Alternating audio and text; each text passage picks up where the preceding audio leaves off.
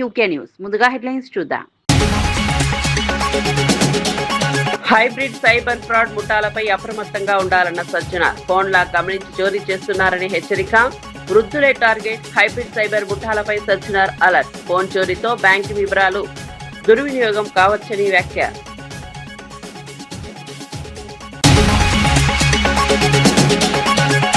ABN Radhakrishna ఒళ్లు దగ్గర పెట్టుకోవాలన్న Komatireddy. Media ఇష్టానుసారంగా రాస్తే పరిస్థితులు బాగుండవని వెల్లడి. మా గురించి రాసే ముందు వాస్తవాలు తెలుసుకోండి వ్యాఖ్య. తెలంగాణలో ఏ ఛానల్ ఉండదంటూ కోమటిరెడ్డి సంచలన వ్యాఖ్యలు.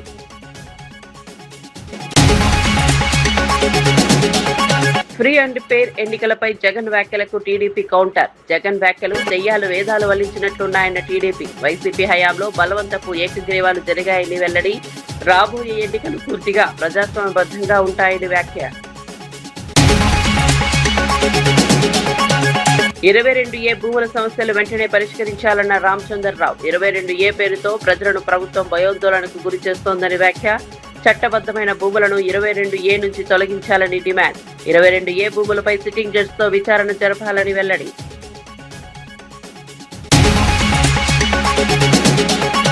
ప్రజా సమస్యల పరిష్కారానికి ప్రజలతో ముఖాముఖి నిర్వహిస్తానన్న హనుమంతరావు. ప్రజల అర్జీలను సకాలంలో పరిష్కరించాలని వ్యాఖ్య. ప్రజల సమస్యలను నేరుగా తెలుసుకుంటున్నామని వెల్లడి.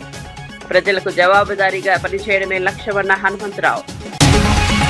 హైదరాబాద్ లో సరికొత్త హైబ్రిడ్ సైబర్ ఫ్రాడ్ ముఠాలు సంచరిస్తున్నాయని సైబరాబాద్ సిపి సజ్జనార్ ప్రజలను అప్రమత్తం చేశారు. ముఖ్యంగా సీనియర్ సిటిజన్లు, సాంకేతిక పరిజ్ఞానం తక్కువగా ఉన్న అమాయకులు ఈ ముఠాల బారిన పడే అవకాశం ఉందని హెచ్చరించారు. స్మార్ట్ ఫోన్లు ఉపయోగిస్తున్న వృద్ధులను ముందుగా ఈ ముఠాలు గమనిస్తున్నారని, గుర్తిస్తున్నారని తెలిపారు. వారు ఫోన్లో స్క్రీన్ లాక్ను ఎలా ఓపెన్ చేస్తున్నారో వెనుక నిలబడి నిశితంగా గమనిస్తున్నారని చెప్పారు. పాస్వర్డ్ లేదా ప్యాటర్న్ తెలుసుకున్న తర్వాత సరైన సమయం చూసుకుని ఫోన్ను చోరీ చేస్తున్నారని వివరించారు. ఫోన్ చోరీ అనంతరం వ్యక్తిగత సమాచారం, బ్యాంకింగ్ యాప్లు, ఓటీపీలు, ఇతర సున్నితమైన వివరాలను దుర్వినియోగం చేసే అవకాశం ఉందని పోలీసులు హెచ్చరిస్తున్నారు. అందువల్ల ప్రజలు బహిరంగ ప్రదేశాల్లో మొబైల్ స్క్రీన్ లాక్ను ఇతరులకు కనిపించేలా ఉపయోగించకూడదని సూచించారు. ముఖ్యంగా వృద్ధులు తమ ఫోన్ పాస్వర్డ్లను ఎవరితోనూ పంచుకోకూడదని తెలిపారు. బ్యాంకింగ్ యాప్లకు అదనపు భద్రతా చర్యలు ఏర్పాటు చేసుకోవాలని సూచించారు. ఫోన్ చోరీకి గురైతే వెంటనే పోలీసులకు సమాచారం ఇవ్వడంతో పాటు బ్యాంకింగ్ ఖాతాలను బ్లాక్ చేయాలని అన్నారు.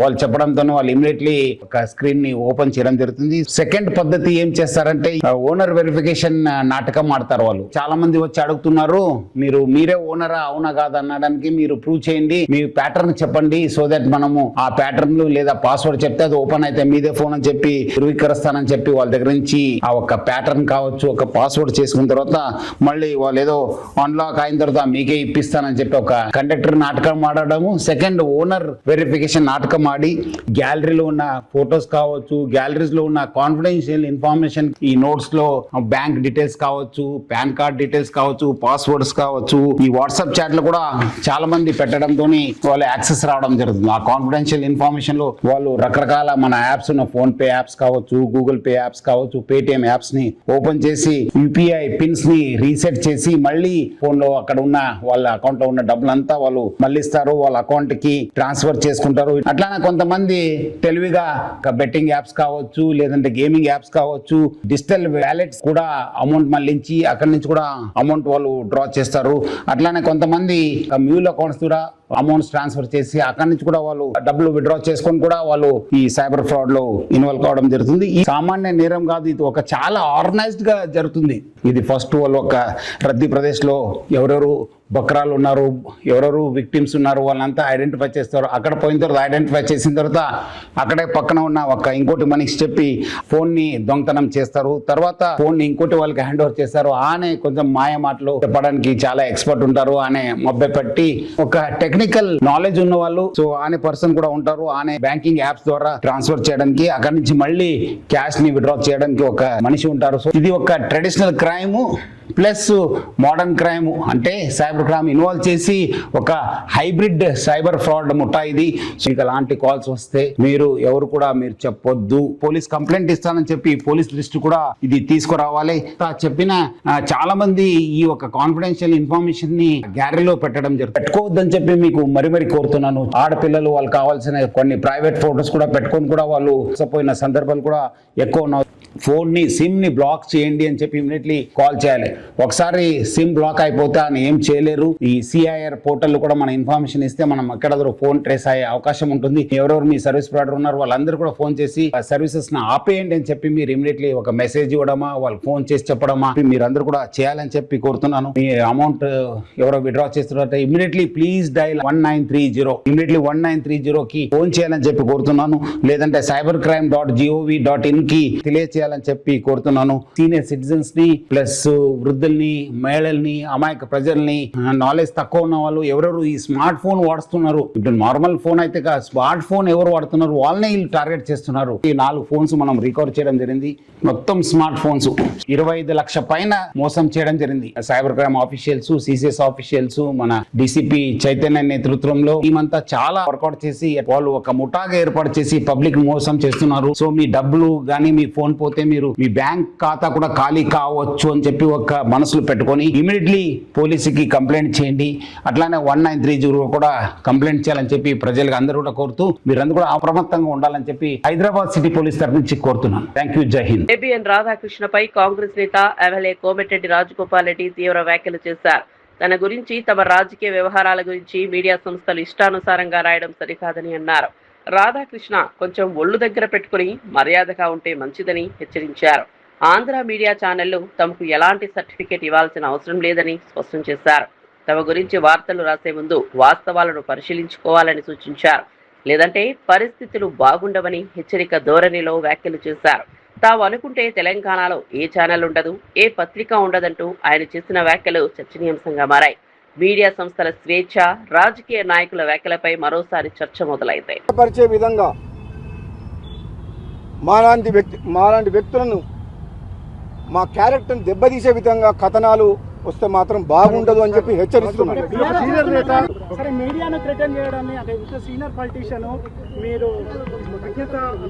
మీడియా అంటే నాకు గౌరవం ఉంది, జర్నలిస్టులు అంటే గౌరవం ఉంది. కానీ మీడియా ముసుగులో తెలంగాణలో మాలాంటి రాజకీయ నాయకుల్ని కించపరిచే విధంగా, మా వ్యక్తిత్వాన్ని దెబ్బతీసే విధంగా ఏదైనా ఆంధ్ర మీడియా ఛానళ్ళు వాళ్ళ మీడియా ముసుగులో మమ్మల్ని బలహీనపరిచే విధంగా ప్రయత్నం చేస్తే మాత్రం మంచిది కాదు అని ఎవరికి చెప్తున్నా అంటే, ఎవరైతే చేస్తారో అందరికి చెప్పట్లేదు. అందరు మీడియా వాళ్ళు చెడ్డ వాళ్ళు అంటలేను, కానీ ఎవరెవరు చేస్తుండ్రు, కొందరు వ్యక్తుల గురించి పనిచేస్తున్నారు. వాళ్ళు కొందరు వ్యక్తిని బలంగా తయారు చేసేందుకు నిజాయితీ పరులైన నాలాంటి వ్యక్తులను కూడా బలహీనపరిచే విధంగా కొన్ని ప్రయత్నాలు జరుగుతున్నాయని మన ఏబిఎన్ ఛానల్ స్టోరీ చూసిన తర్వాత నాకు అర్థమైంది. అందుకని చెప్తున్నా, చాలా కేర్ఫుల్గా ఉండండి. అలాంటి ఛానళ్ళు మాకు కావాలంటే 100 ఛానల్ పెట్టగల శక్తి మాకుంది. ఏబిఎన్ కాదు, ఏబిఎన్ లాంటి ఛానళ్ళు, ఆంధ్రజ్యోతి లాంటి పేపర్లు కావాలంటే 100 పెడతాం. మేమేం వాళ్ళ మీద డిపెండెంట్ లేవు. తెలంగాణ కొట్లాడి సాధించుకున్నాం. ఇంకా ఆంధ్ర మీడియా మీద డిపెండ్ అయ్యి తెలంగాణ రాజకీయ నాయకులు ఎవరు పనిచేయట్లేదు. మాకు మీ సర్టిఫికేట్ మాకు మీ ఆంధ్ర మీడియా ఛానల్ మాకు సర్టిఫికేట్ కూడా చేయాల్సిన అవసరం లేదు. తెలంగాణ ఉద్యమం చేసి ఉద్యమం ఉన్న వాళ్ళ జోలికి ఎవరైనా వస్తే బాగుండదని చెప్తున్నా. తెలంగాణ కోసం కొట్లాడలేదు. కాంగ్రెస్ పార్టీ ఎంపీగా నేను కూడా కొట్లాడినా. ఆ రోజు తెలంగాణ ఉద్యమం చేసింది ఎవరు? పార్లమెంట్లో కొట్లాడింది ఎవరు? అండ్ పెయిర్ ఎన్నికలు జరిగితే అన్ని తవ్వవేనని వైఎస్ జగన్ చేసిన వ్యాఖ్యలపై తెలుగుదేశం పార్టీ తీవ్రంగా స్పందించింది. జగన్ వ్యాఖ్యలు దెయ్యాలు వేదాలు వెల్లించినట్లుగా ఉన్నాయని టీడీపీ విమర్శించింది. వైఎస్ఆర్సీపీ పాలనలో జరిగిన పంచాయతీ ఎన్నికల్లో అక్రమాలు, దాడులు, దౌర్జన్యాలు, బలవంతపు ఏకగ్రీవాలు జరిగాయని ఆరోపించింది. గత ఎన్నికల్లో ప్రజాస్వామ్య విధానాలను పట్టించుకోకుండా అధికారాన్ని ఉపయోగించుకున్నారని టీడీపీ నేతలు మండిపడ్డారు. రాబోయే స్థానిక సంస్థల ఎన్నికలు మాత్రం పూర్తిగా ప్రజాస్వామ్యబద్ధంగా, చట్టబద్ధంగా నిర్వహిస్తామని స్పష్టం చేశారు. ప్రజలు తమకు నచ్చిన అభ్యర్థికి స్వేచ్ఛగా ఓటు వేసే పరిస్థితులు కల్పిస్తామని చెప్పారు. ఎన్నికల ప్రక్రియలో ఎలాంటి అక్రమాలకు తావు లేకుండా అధికారులు చర్యలు తీసుకోవాలని కోరారు. గ్రామ స్థాయిలో రాజకీయ పోటీ ఉన్నప్పటికీ హింసకు చోటు ఉండకూడదని టీడీపీ పేర్కొంది. గత అనుభవాలను దృష్టిలో పెట్టుకుని ఎన్నికల నిర్వహణలో కట్టుదిట్టమైన భద్రతా ఏర్పాట్లు చేయాలని సూచించింది. అధికార పార్టీగా ప్రజాస్వామ్యాన్ని కాపాడే బాధ్యత తమపై ఉందని తెలిపింది. జరిగినా నీకు టికెట్ కట్ అన్నాడు. మరి మీరు ముఖ్యమంత్రిగా ఉండగా ఏమీ ప్రజారంజక పరిపాలన చేశారని? మీరు అప్పటికి సంవత్సరం కూడా అవ్వలేదు ముఖ్యమంత్రి అయి పంచాయతీ ఎన్నికలు జరిగే నాటికి. ఇన్ని ఏకగ్రీవాలు ఎక్కడి నుంచి వస్తాయి?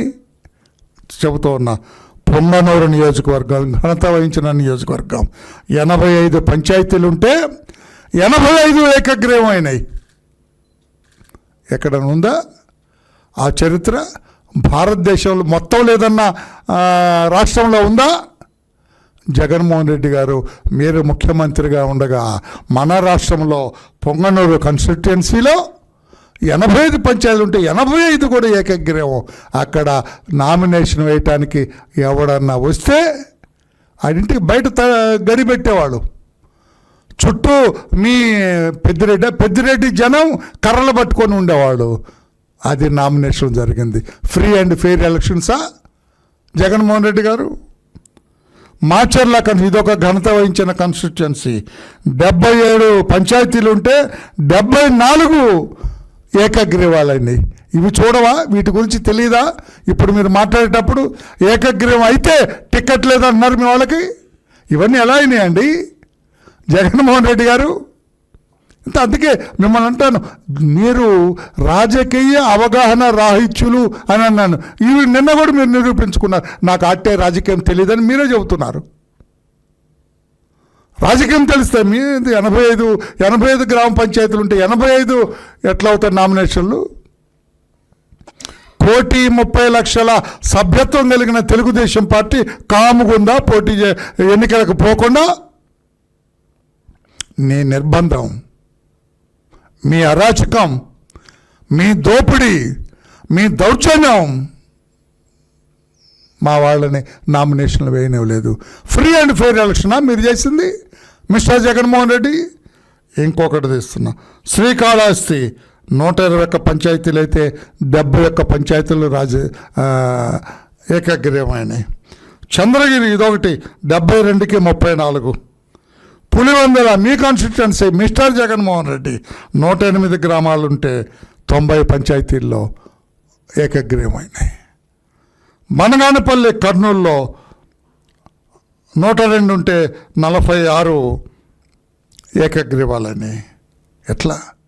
మొత్తం 476, 8 నియోజకవర్గాల్లో 476 పంచాయతీలు ఏకగ్రీవాలైతే ఈ రోజున ఏదో మీరు ఎన్నికలు ఫ్రీ అండ్ ఫెయిర్ మేనర్లో జరిపించినట్టు రేపు Chandrababu garu free and fair మేనర్లో భూభారతి 22A జీవోల పేరుతో తెలంగాణ ప్రభుత్వం ప్రజలను భయోందోళనకు గురి చేస్తుందని తెలంగాణ బీజేపీ రాష్ట్ర అధ్యక్షుడు ఎన్ రామచంద్రరావు ఆరోపించారు. 22A నిషేధిత జాబితాలో భూములు ఉండటంతో అనేక మంది భూ యజమానులు ఇబ్బందులు ఎదుర్కొంటున్నారని తెలిపారు. బాధితుల సమస్యలను ప్రభుత్వం వెంటనే పరిష్కరించాలని డిమాండ్ చేశారు. చట్టబద్ధమైన హక్కులు ఉన్న భూములను 22A జాబితా నుంచి తొలగించి ఫ్రీ హోల్డ్ చేయాలని కోరారు. భూముల రికార్డుల విషయంలో ప్రభుత్వం స్పష్టమైన విధానాన్ని ప్రకటించాల్సిన అవసరం ఉందన్నారు. నిషేధిత జాబితాలో భూములు చేర్చడం వల్ల రిజిస్ట్రేషన్లు, క్రయ విక్రయాలు నిలిచిపోతున్నాయని చెప్పారు. దీంతో సాధారణ ప్రజలు కార్యాలయాల చుట్టూ తిరగాల్సిన పరిస్థితి ఏర్పడుతోందని విమర్శించారు. భూ వివాదాలు, అక్రమాలపై సమగ్ర విచారణ జరగాలని కోరారు. ఈ వ్యవహారంపై సిట్టింగ్ జడ్జితో జ్యుడిషియల్ విచారణ జరిపించాలని రామచంద్రరావు డిమాండ్ చేశారు. Bharatiya Janata party judicial enquiry చేయమని చెప్పి డిమాండ్ చేస్తూ ఉన్నాం. మొన్న కూడా మా మహేష్ రెడ్డి గారు, రాజేంద్ర గారు కూడా మాట్లాడారు దీనిపైన. వారు కూడా చాలా తప్పకుండా అసెంబ్లీలో వారు రేస్ చేస్తారు. కానీ ఇప్పుడు ప్రజలకు ఇమ్మీడియట్గా ఊరట ఉండాలంటే వీటన్నిటినీ ఒకసారి మొత్తం ఫ్రీ హోల్డ్ చేసేయాలి. రెండోది, ఒక సిట్టింగ్ జడ్జితోని జ్యుడిషియల్ ఎంక్వైరీ పెట్టాల్సిన అవసరం ఉన్నది. బీఆర్ఎస్ ప్రభుత్వం దగ్గర నుంచి ఈ ప్రభుత్వం దాకా 2018 నా ప్రాంతంలో తీసుకొచ్చిన దాని తర్వాత ఇప్పుడు భూభారతి 2025 ఈ 2 పీరియడ్లో జరిగినటువంటి ఒక ఏదైతే మొత్తము ల్యాండ్ అమ్మకాలు, కొనకాలు, గవర్నమెంట్ ల్యాండ్ ఏది ఎవరి ల్యాండ్ ఎక్కడ ఉన్నది అనేది ఇప్పుడు మీరు తీసుకొస్తే దాన్ని మళ్ళీ తేనె చెట్టే కదిలించినట్టు అవుతుంది. కాబట్టి యాజ్ ఇట్ ఈస్గా ఉంచి యాజ్ ఇట్ ఈస్గా ఉంచి దీన్ని ఫ్రీ హోల్డ్ చేస్తే తప్ప ప్రజలకు న్యాయం జరగదు. మీరు ఏ ఉద్దేశంతో తీసుకొచ్చారో భూభారతి మాకైతే అర్థం కావట్లేదు. కేవలం ప్రభుత్వానికి ప్రభుత్వం ల్యాండ్ రావాలి, అది అమ్మాలే, ప్రభుత్వాన్ని నడపాలి, ఇదే ఒక ఉద్దేశం ఈరోజు ప్రభుత్వానికి కనబడతా ఉంది. ల్యాండ్ రేట్లు పెంచుకుంటూ పబ్లిక్ ల్యాండ్ గుంజుకుంటూ దాన్ని గవర్నమెంట్ ల్యాండ్ కింద డిక్లేర్ చేసి అది ఆక్షన్లో పెట్టి మొత్తం ప్రభుత్వానికి ఈ విధంగా మీరు ఖజానా నింపుకునే ప్రయత్నం చేస్తున్నారు. ప్రభుత్వాలు బిజినెస్ చేయకూడదు, ప్రభుత్వాలు రియల్ ఎస్టేట్ చేయరు, ప్రభుత్వాలు ప్రజా సంక్షేమం చూస్తారు. కానీ ఈ ప్రభుత్వం మొత్తం రియల్ ఎస్టేట్ చూస్తున్నది, ప్రజా సంక్షేమం గాలికి వదిలేసింది. నేరుగా తెలుసుకుని పరిష్కరించేందుకు కాంగ్రెస్ ప్రభుత్వం ప్రజలతో ముఖాముఖి కార్యక్రమాలు నిర్వహిస్తోందని ప్రభుత్వ సలహాదారు వి హనుమంతరావు తెలిపారు. కార్యక్రమంలో భాగంగా ప్రజల నుంచి నేరుగా అర్జీలను స్వీకరించారు. అనంతరం నిర్వహించిన ప్రెస్ మీట్ లో ప్రజా సమస్యల పరిష్కారానికి ప్రభుత్వం చేపడుతున్న చర్యలను వివరించారు. ముఖ్యమంత్రి రేవంత్ రెడ్డి మహాత్మా జ్యోతిబా పూలే ప్రజాభవన్లోని ప్రజావాణి కార్యక్రమాన్ని నిర్వహిస్తున్నారని తెలిపారు. అదేవిధంగా టీపీసీసీ అధ్యక్షుడు మహేష్ కుమార్ గౌడ్ ఆధ్వర్యంలో ఇందిరాభవన్, గాంధీ భవన్ వేదికలుగా ప్రతి వారం ప్రజలతో ముఖాముఖి కార్యక్రమాలు నిర్వహిస్తున్నామని చెప్పారు. ప్రజలు తమ సమస్యలను నేరుగా నాయకుల దృష్టికి తీసుకొచ్చే అవకాశం ఈ కార్యక్రమాల ద్వారా కలుగుతోందన్నారు. అర్జీలను సంబంధించిన అధికారులకు పంపించి పరిష్కారానికి చర్యలు తీసుకుంటున్నామని తెలిపారు. ప్రజలకు ప్రభుత్వ కార్యాలయాల చుట్టూ తిరిగే పరిస్థితి తగ్గించడమే లక్ష్యమని చెప్పారు. అధ్యక్షుడు ఆయన కూడా అక్కడనే కాదు, కాంగ్రెస్ పార్టీలో కూడా ప్రతి మంత్రి వారానికి ఒకరు రావాలనే ఆలోచనతో అందరినీ పిలవడం జరుగుతుంది. వాళ్ళు వచ్చి వాళ్ళ బాధలు చెప్పుకుంటున్నారు. కొందరు పనులు అవుతున్నాయి, కొందరు పెండింగ్ లో ఉంటున్నారు. పెండింగ్ లో అంటే ఇమీడియట్ గా గవర్నమెంట్ వాళ్ళు కొన్ని కేసులు, కొన్ని కోర్టులో కేసు ఉన్నప్పుడు దాని మీద మీరు ఏం చేయలేని పని. కానీ కొందరికి కలెక్టర్లకు అధికారాలు ఉన్నాయి, కొన్ని కోర్టుల కేసున్నా వాళ్ళు పేద ప్రజల గురించి వాళ్ళు లాయర్లు పెట్టుకోలేరు. కాబట్టి అలాంటి కేసులు కూడా గవర్నమెంట్ కూడా కొట్లాడాలనేది నా ఉద్దేశం. శ్రీ సత్యసాయి జిల్లాలోని గోరంట్ల మండలం చెట్ల మొరంపల్లి గ్రామంలో మంత్రి సవిత పలు అభివృద్ధి కార్యక్రమాలను ప్రారంభించారు. 2 కోట్ల రూపాయల విలువైన రహదారి నిర్మాణ పనులకు శంకుస్థాపన చేశారు. అలాగే కొత్తగా నిర్మించిన గోరంట్ల బైపాస్ రోడ్డును ప్రారంభించారు. ఈ సందర్భంగా ఏర్పాటు చేసిన బహిరంగ సభలో మంత్రి సవిత వైఎస్ఆర్సీపీ అధినేత వైఎస్ జగన్ పై విమర్శలు చేశారు. అభివృద్ధిపై చర్చకు రావాలని జగన్ కు సవాల్ విసిరారు. కూటమి ప్రభుత్వం గ్రామీణ ప్రాంతాల్లో మౌలిక వస్తువుల అభివృద్ధికి ప్రాధాన్యత ఇస్తోందని చెప్పారు. రహదారులు, త్రాగునీరు, ఇళ్ల నిర్మాణం వంటి అంశాలపై ప్రభుత్వం దృష్టి సారించిందన్నారు. అక్టోబర్ నుంచి కొత్త పెన్షన్లు, ఇళ్లు, ఇంటి స్థలాలు మంజూరు చేస్తామని మంత్రి ప్రకటించారు. అర్హులైన లబ్ధిదారులను గుర్తించి సంక్షేమ పథకాలు అందిస్తామని తెలిపారు. గ్రామాల్లో అభివృద్ధి పనులను వేగవంతం చేయాలని అధికారులను ఆదేశించారు. రోడ్ల నిర్మాణంతో ప్రజలకు రవాణా సౌకర్యం మెరుగుపడుతుందని అన్నారు. గోరంట్ల బైపాస్ రహదారి అందుబాటులోకి రావడంతో వాహనదారులకు ప్రయాణ సమయం తగ్గుతుందని చెప్పారు. జెట్ కావచ్చు, మరి పరిశ్రమలు కూడా మొత్తం రాయలసీమ వైపే చూస్తున్నాయి. 3 కిలోమీటర్లు 700 కోట్లతో శతవేగంగా పనులు కూడా జరుగుతున్నాయి. గోరెంట్ల ఊర్లేకపోకుండా బైపాస్ హైవే కనెక్టివిటీ కూడా ఈ రోజు ఓపెన్ చేయడం కూడా జరిగిందన్న విషయం కూడా తెలియజేస్తున్నాం. ఒక పక్క జలకళ, ఒక పక్క హైవే కనెక్టివిటీ, మనకు బెంగళూరు దగ్గరగా, ఇంటర్నేషనల్ బెంగళూరు ఎయిర్పోర్ట్ దగ్గరగా ఉండటం వల్ల ఎయిర్పోర్ట్ కనెక్టివిటీ కూడా ఉండటం వల్ల ఈ రోజు మనకు పరిశ్రమలు, కియా లాంటి పరిశ్రమలు, కియా అనుబంధ సంస్థలు, బెల్ కావచ్చు, ఫైటర్ జెట్ కావచ్చు, మరి పరిశ్రమలు కూడా మొత్తం రాయలసీమ. యాదాద్రి భువనగిరి జిల్లాలో సాగు, త్రాగునీటి సమస్యల పరిష్కారం కోసం సిపిఎం ఆధ్వర్యంలో పెద్ద ఎత్తున ఉద్యమానికి సిద్ధమవుతున్నట్లు రాష్ట్ర కమిటీ సభ్యుడు కొండమడుగు నరసింహ తెలిపారు. ప్రాజెక్టుల పూర్తి, మూసీ మురికి నీటికి ప్రత్యామ్నాయంగా గోదావరి జలాల సాధన కోసం ప్రజలు ఊరువాడ కదలాలని పిలుపునిచ్చారు. ఈ నెల 29, 30, 31 తేదీల్లో పాదయాత్ర నిర్వహించి 31న మహాధర్నా చేపట్టనున్నట్లు తెలిపారు. బస్వాపూర్, గంధమల్ల, చర్లగూడెం వంటి బహుళార్థక ప్రాజెక్టుల పనుల నిధుల కొరతతో ఏళ్లుగా పెండింగ్ లో ఉన్నాయని చెప్పారు. ప్రభుత్వం తగిన నిధులు కేటాయించి పనులను త్వరగా పూర్తి చేయాలని డిమాండ్ చేశారు. పిల్లాయపల్లి కాలువ పనులు కూడా నిధుల విడుదలలో జాప్యం కారణంగా అర్ధాంతరంగా నిలిచిపోయాయని తెలిపారు. పెండింగ్ పనులను వెంటనే పూర్తి చేయాలని కోరారు. కాళేశ్వరం నీటిని శాంబీర్పేట చెరువులోకి తీసుకొచ్చి మినీ రిజర్వాయర్ ఏర్పాటు చేసి అక్కడి నుంచి పిల్లాయపల్లి కాలువకు గోదావరి జలాలను అందించాలని సూచించారు. మూసీ మురికి నీటి వల్ల మండల ప్రజలు అనారోగ్య సమస్యలను ఎదుర్కొంటున్నారని ఆవేదన వ్యక్తం చేశారు. ప్రజలకు పరిశుభ్రమైన గోదావరి జలాలు అందించాల్సిన అవసరం ఉందన్నారు. నిర్వాసితులకు ఇవ్వవలసిన డబ్బులు ఇవ్వకపోవడం వల్ల పూర్తి స్థాయి నిర్మాణం జరగలేదు. గంధమల్ల కొన్ని నిధులు వచ్చినాయి తప్ప పనులు ఇంకా కూడా ప్రారంభం కాని పరిస్థితి ఉన్నది. అదేవిధంగా మునుగోడు ప్రాంతానికి ఉపయోగపడే శివన్నగూడెం ప్రాజెక్టు కూడా పూర్తి కాలేదు, నిర్వాసితుల డబ్బులు రాలేదు. అదేవిధంగా రాచకొండ ఎత్తిపోతల పథకానికి ప్రభుత్వం ఒక ప్రకటన కూడా చేయలేదు. ఈ జిల్లాలో చాలా కీలకంగా ఉపయోగపడుతున్న పునాదిగాని కాలువ, పిలాయిపల్లి కాలువ, ధర్మారెడ్డిపల్లి కాలువ ఇంకా పెండింగ్లో ఉన్న పరిస్థితి ఉంది. మూసి జలాలతో పోచంపల్లి ప్రాంతం, ఒలిగొండ ప్రాంతం, రామన్నపేట ప్రాంతం చాలా ఇబ్బందులు ఎదుర్కొంటూ ఉన్నారు. రైతులు ఇబ్బందులు పడుతూ ఉన్నారు, ప్రజలు ఇబ్బందులు పడుతూ ఉన్నారు. మూసి జలాలకు ప్రధానంగా ప్రత్యామ్నాయంగా గోదావరి నది జలాలు అందించవలసిన షామీర్పేట చెరువు కొండపోచమ్మ ద్వారా నీళ్లు తెచ్చి షామీర్పేట చెరువు నింపి గట్కేసారి ఎదురుబాద నుంచి ఈ ప్రాంతానికి గోదావరి జలాలు కూడా అందించాలనే డిమాండ్ల సాధన కోసం పాదయాత్ర చేస్తూ ఉన్నాం. 29 నాడు భువనగిరిలో ప్రారంభ సభ జరిగి 29, 30, 31 కాలినడకన హైదరాబాద్ పోతూ ఉన్నాం. 31న ఇందిరా పార్క్ దగ్గర ధర్నా జరుగుతూ ఉంది. అందుకనే ప్రజలు చాలా పెద్ద ఎత్తున పాల్గొని జయప్రదం చేయాలని పేరున సిపిఎం పార్టీగా విజ్ఞప్తి చేస్తూ ఉన్నాం. నిర్మాణ రంగంలో ఆధునిక సాంకేతికత వినియోగం పెరగడంతో భారీ భవనాలను సకాలంలో పూర్తి చేయడం సాధ్యమవుతుందని యాక్టివ్ ఇన్ సీఈఓ నరసింహారావు తెలిపారు.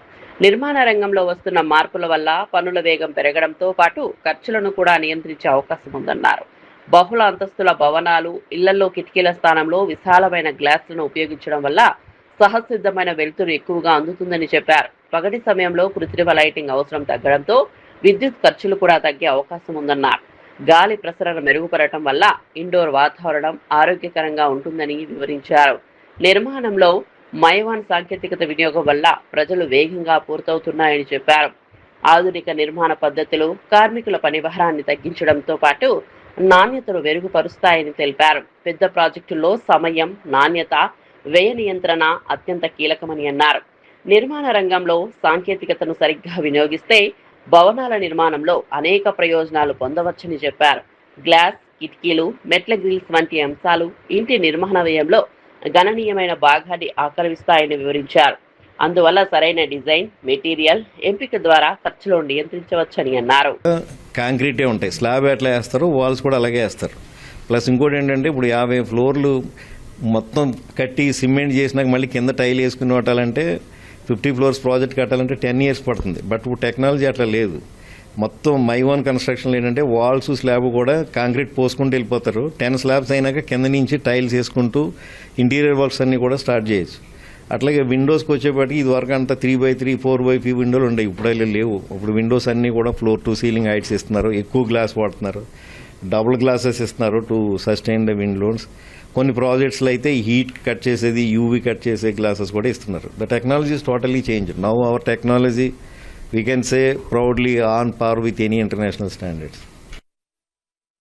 తెలంగాణలో పాలిటెక్నిక్ కళాశాలలను యంగ్ ఇండియా స్కిల్ యూనివర్సిటీ పరిధిలోకి తీసుకురావడంపై జారీ చేసిన జీవో 97 వివాదంగా మారింది. విద్యార్థులు, అధ్యాపకుల నుంచి తీవ్ర వ్యతిరేకత వ్యక్తం కావడంతో ప్రభుత్వం జీవో 97 అమలును తాత్కాలికంగా నిలిపివేసి సమస్యలను పరిశీలించేందుకు కె కేశవరావు అధ్యక్షతన హై లెవెల్ కమిటీని ఏర్పాటు చేసింది.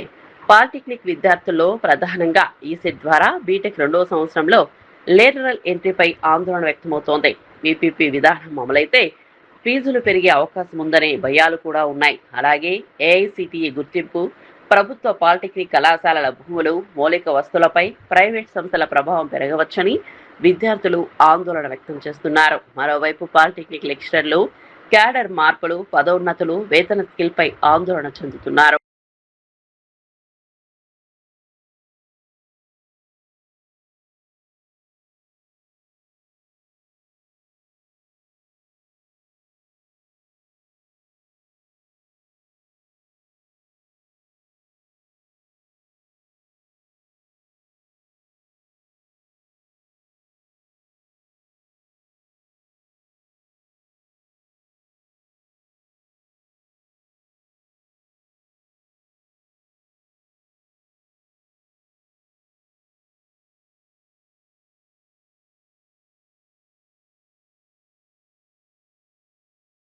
నాగార్జున సాగర్ ప్రాజెక్టులో పుష్కలంగా నీరు ఉన్నప్పటికీ ఎడమ కాలువకు సాగునీటిని విడుదల చేయడం లేదని బీఆర్ఎస్ నాయకుడు వంటెద్దు నరసింహారెడ్డి ఆరోపించారు.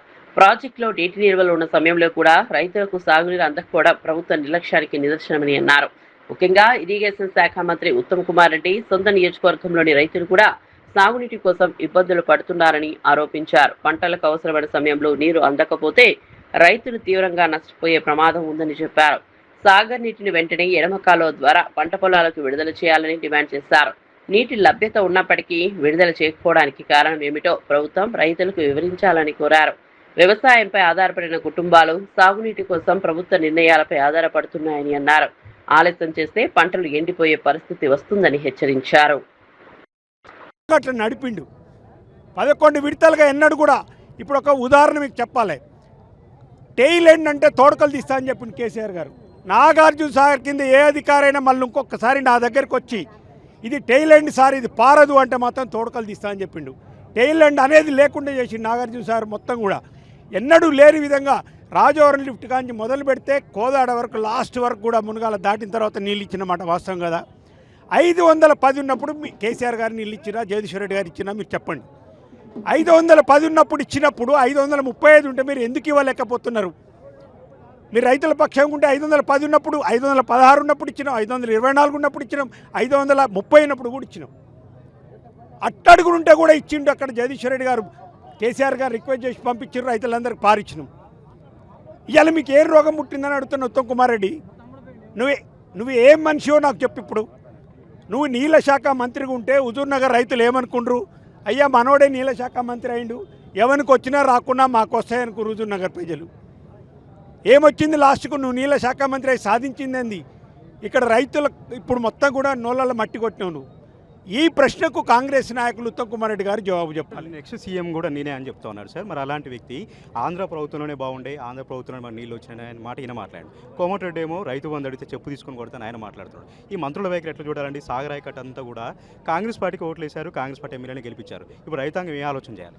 ఇప్పుడు రైతాంగం మొత్తం కూడా చైతన్యం అయిపోయినారు వీళ్ళు. ఇప్పుడు ఉత్తమ్ కుమార్ రెడ్డికి నేను ఒకటే బహిరంగ సవాల్ ఇస్తున్నా. ఇప్పుడు మేము దాదాపు 1000-2000 మంది మీద రైతులను ధర్నా చేస్తున్నాం. నీకు దమ్ము ధైర్యం ఉంటే నువ్వు కూడా వచ్చి ఇక్కడ మాట్లాడు, నీకు మైక్ ఇస్తాం.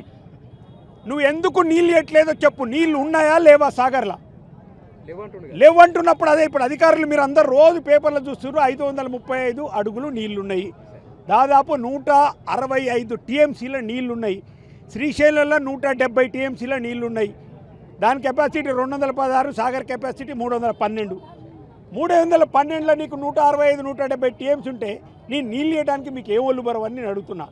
ఇది కేవలం రైతుల మీద కక్ష కట్టి ఇంతకుముందు మిత్రుడు చెప్పినట్టు ఇవ్వాలి, నీళ్ళు ఇవ్వాలి, నీళ్ళు ఇస్తే పంటలు పండిస్తారు, పంటలు పండిస్తే మళ్ళీ కొనాలి, మళ్ళీ సన్నాలు వేసిండ్రు, దానికి 500 బోనస్ ఇవ్వాలి, మళ్ళీ వారం రోజుల్లో పేమెంట్ ఇవ్వాలి. ఈ కథలంతా ఎందుకు? అసలు నీళ్ళే ఇవ్వకపోతే బాగుంటుంది అనేది ఇవాళ దుర్మార్గంగా రైతు వ్యతిరేకంగా ఉత్తమ్ కుమార్ రెడ్డి ఇక్కడ ఉన్నాడు. నా డిమాండ్ ఏంటంటే ఇమ్మీడియట్గా ఉత్తమ్ కుమార్ రెడ్డి గారు మీరు ఎడమ కాళ్లకు నీళ్లు వదలాలి. పోతిరెడ్డిపాడుని వెంటనే బందీ చేసి ఆంధ్ర జలదోపిడికి మీరు కట్టడి చేయకపోతే ఏ ఊరు పోయినా కానీ రైతులు, ఇది రాజకీయమైనది ఇది కాదు, మేము చెప్పేది రైతుల ధర్నాన్ని పెట్టాం. అందుకే బీఆర్ఎస్ పార్టీ కాదు, ఇక రైతులందరూ కూడా ఇప్పుడు కార్లు వస్తుంటే కాంగ్రెస్ నాయకులు కూడా ఫోన్ చేసిండ్రు, అన్న మీరు మంచి సమస్య తీసుకున్నారు, మావోని కలుద్దామని పోతే 3 గంటలు బయట కూర్చోబెట్టి ఆ నుంచి అటే పంపిండు, నీళ్ళేవు గీళ్ళేవని పంపించిండు అంటున్నారు. ఇది రైతుల సమస్య ఉత్తమ్ కుమార్ రెడ్డి గారు, టీఆర్ఎస్ సమస్య కాదు. ఇవాళ బీఆర్ఎస్ పార్టీ రైతుల తరఫున కొట్లాడడానికి వచ్చినాం, మేము రైతుల గొంతుక వినిపేయడానికి వచ్చినాం. ఇక రైతునే ఆదుకోకపోతే మీరు ఎవరిని ఆదుకుంటారో చెప్పాలి. సీఎం స్థాయి అండి, ఎవరితో మాట్లాడిన అంటాడు, మీడియాతో కూడా సరిగా మాట్లాడారు సార్, నీ సీఎం స్థాయి అంటాడు. అలాంటి వ్యక్తి సూర్యాపేట కాళేశ్వర జలాలు వస్తే అవి కాళేశ్వరం జలాలు కాదంటాడు, ఇక్కడనేమో నీళ్లు లేవు మీ ఎట్లా ఇవ్వమని అంటాడు. ఇంత అవగాహన రాయితున్నటువంటి ఉత్తమ్ కుమార్ రెడ్డి సీఎం అని చెప్పుకునేటువంటి అర్హత ఉందా? ఇక్కడ ఉన్నటువంటి ప్రజలు ఏమనుకుంటున్నారు? ఆయన సంబంధించి కూడా రాజకీయంగా ఎట్లా ఉండబోతుంది? హైబ్రిడ్ సైబర్ ఫ్రాడ్ ముఠాలపై అప్రమత్తంగా ఉండాలన్న సజ్జన, ఫోన్లా గమనించి చోరీ చేస్తున్నారని హెచ్చరిక. వృద్ధులే టార్గెట్, హైబ్రిడ్ సైబర్ ముఠాలపై సజ్జనార్ అలర్ట్. ఫోన్ చోరీతో బ్యాంకు వివరాలు దుర్వినియోగం కావచ్చని వ్యాఖ్య.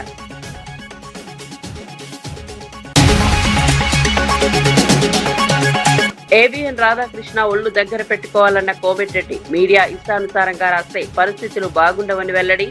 మా గురించి రాసే ముందు వాస్తవాలు తెలుసుకోండి వ్యాఖ్య. తెలంగాణలో ఏ ఛానల్ ఉండదంటూ కోమటిరెడ్డి సంచలన వ్యాఖ్యలు.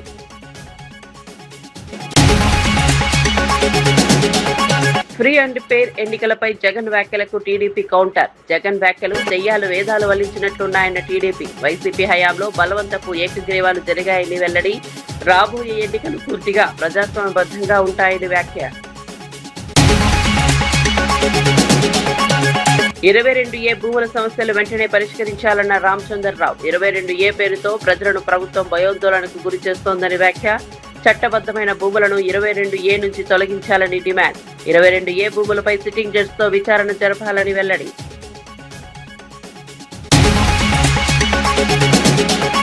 ప్రజా సమస్యల పరిష్కారానికి ప్రజలతో ముఖాముఖి నిర్వహిస్తానన్న హనుమంతరావు. ప్రజల అర్జీలను సకాలంలో పరిష్కరించాలని వ్యాఖ్య. ప్రజల సమస్యలను నేరుగా తెలుసుకుంటున్నామని వెల్లడి. ప్రజలకు జవాబుదారీగా పనిచేయడమే లక్ష్యమన్న హనుమంతరావు.